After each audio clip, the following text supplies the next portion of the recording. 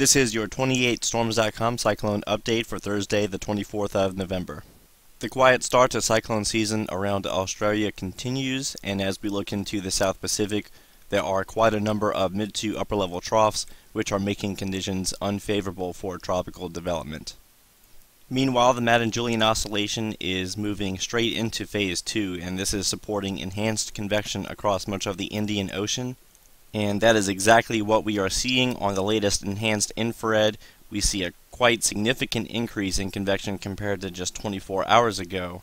But based on this one satellite image alone, that doesn't tell you exactly where you should be looking for the most in terms of any tropical cyclone activity. The main area continues to be just to the southeast of Sri Lanka.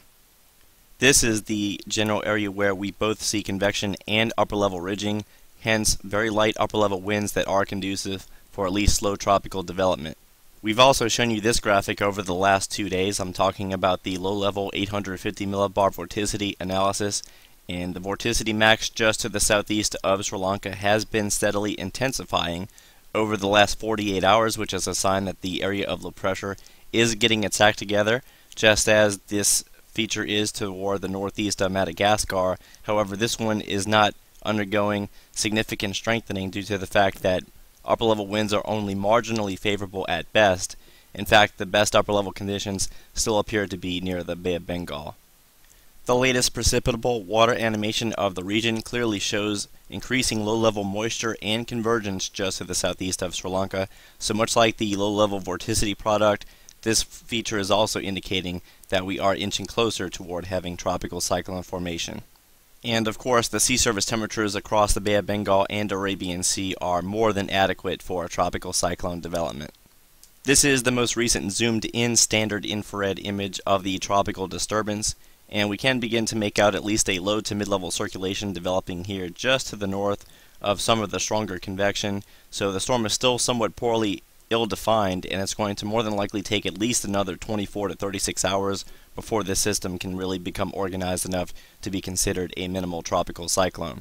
As things stand right now, the U.S. Joint Typhoon Warning Center is only giving this disturbance a low chance of development, but that forecast is only for the next 24 hours, and I do expect them to raise their chances to medium and eventually high.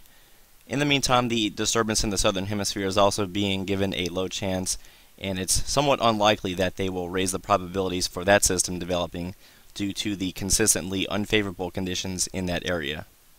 The very latest 18Z run of the GFS model continues to develop this northern hemisphere tropical disturbance into a tropical cyclone. We don't see much in the way of development within the first 24 hours, but we most certainly have a developing storm as it parallels the entire west coast of India.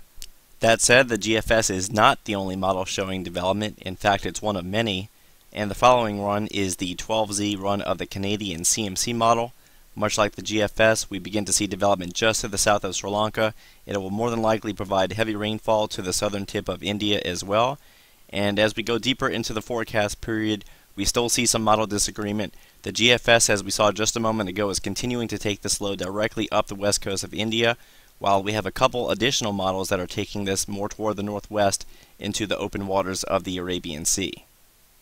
In fact, much like the CMC run we just observed, this is the latest 12Z NOGAPS, and the NOGAPS is also developing the storm in the same general position, and it's continuing to move it in a general northwest direction closer toward Oman. Last, but certainly not least, is the 12Z run of the ECMWF, and as we go into 24, 48, and now 72 hours, the European is the least aggressive out of the available dynamical models. It's not quite developing the system quite as fast as some of the other guidance, but still, as we go into day 5, we can easily make out the area of low pressure in the Arabian Sea. It's down to 1004 millibars, and as we go into day 7 and day 8, is beginning to weaken and is then starting to make a turn more toward the west in the general direction of Yemen and Oman.